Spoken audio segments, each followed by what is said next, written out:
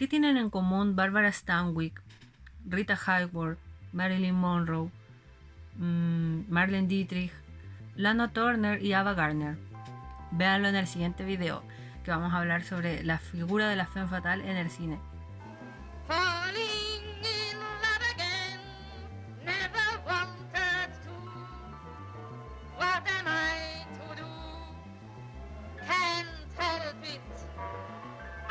El término femme fatale aparece en el cine específicamente entre 1940 y 1950.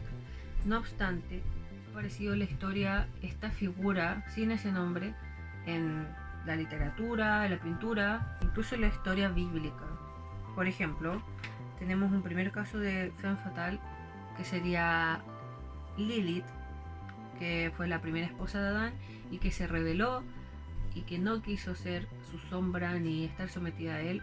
Supuestamente se habría ido a vivir al Mar Rojo, habría sido novia del diablo y Dios le habría ofrecido volver, pero ella prefirió no regresar e incluso amenazando con matar a los hijos de Adán y Eva.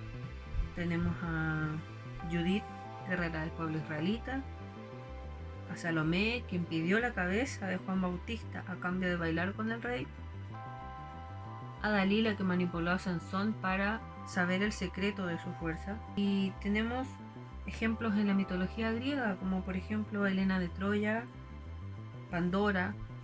Incluso podríamos decir que Afrodita calza con este perfil, la diosa del amor. Pero ¿qué es ser mujer fatal o femme fatale en el cine? En realidad tiene que ver con mujeres que son, bueno, físicamente muy atractivas, muy bellas, pero más allá del atractivo físico tiene que ver con una liberación, con un despertar sexual, con independencia y muy conscientes de su poder y de su atractivo y de qué pueden llegar a conseguir con ello. Es por esto que esta figura parece tan inserta en el cine negro y que muchas veces en las películas son mujeres que llevan a la perdición a los hombres o que los llevan a la muerte incluso o a meterse en al menos lo que podríamos decir como líos de falda. Pero ¿por qué surge más fuerte en 1940 y 50? Bueno, tenemos el contexto para variar, posguerra mundial. Las mujeres en 1940 estaban todavía muy metidas en el trabajo. Recordemos que los hombres estaban en la guerra, así que las mujeres empezaron a hacer otras labores como trabajar, y esto coincide con su independencia, porque al terminar la guerra teníamos mujeres que habían descubierto que podían hacer lo mismo que los hombres y les empezó a gustar esta independencia económica. En el cine negro, entre los 40 y 50, la línea entre el bien y el mal no estaba muy clara y siempre se trataba de personajes que eran detectives o hombres muy inteligentes que por alguna razón se veían metidos en un lío, en algún lío de faldas, como le llaman, y que bueno, las culpables eran las mujeres. Una de las películas importantes en esta época fue The Lady from Shanghai, de 1947, dirigida por Orson Welles. También actúa Orson Welles ahí, y está Rita Hayworth, que es una de las más importantes femme fatales en el cine, que también es la actriz en Gilda, de 1946.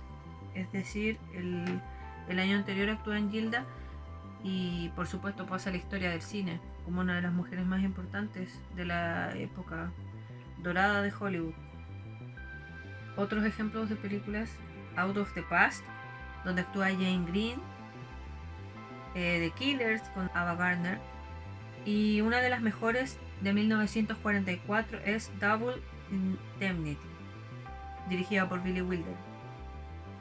Esa película actúa Barbara Stanwyck, que también es una de las diosas femme fatale del cine. Pero bueno, en 1950 ya se dejó de hacer estas películas y quizás un revival de esto podría ser en 1970 con Chinatown, esta película de Roman Polanski que es súper conocida. Y otra película interesante de mencionar es Roger Rabbit. Es una película que tiene caricaturas donde Jessica Rabbit pasaría a ser esta figura de femme fatale. Hay un ejemplo más contemporáneo que es Brick de 2005, donde actúa Joseph Gordon-Levitt, y la verdad es que es cine negro puro. Todos los elementos que tiene la película nos remontan a este cine negro clásico. Entonces, la figura de femme fatale aparece como una respuesta al feminismo, Es decir, las mujeres se están liberando y qué mejor que echarles la culpa a ellas de la liberación, que decir que ellas se transforman en monstruos cuando se independizan.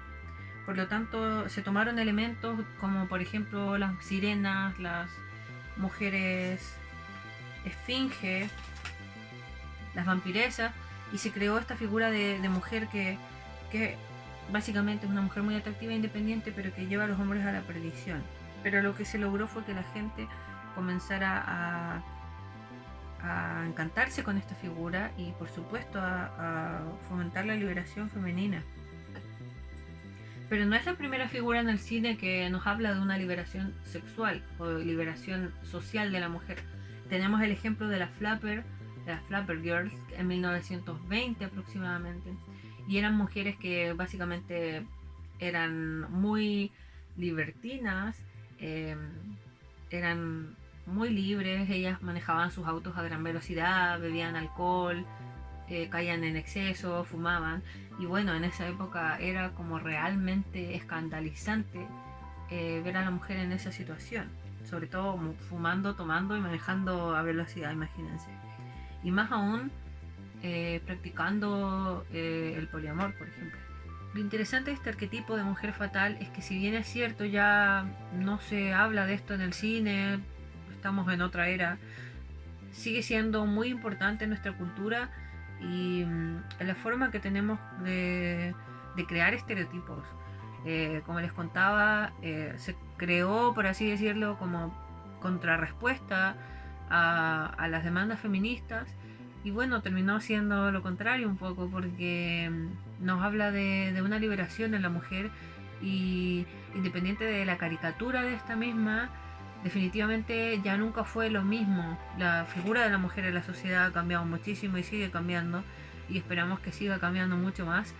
Y es genial que ya no sea tema hablar de esto, es fabuloso que ya no sea tema hablar de la sexualidad de las mujeres o de su independencia, que ya esté tan arraigado en nuestra cultura. Es extraño pensar que hasta hace un par de años las mujeres no podían votar, y espero realmente que esto siga cambiando, ¿no? Y los espero en el siguiente video. Lo más probable es que haga de nuevo una votación para que ustedes puedan elegir qué tema les interesa más. Y chau.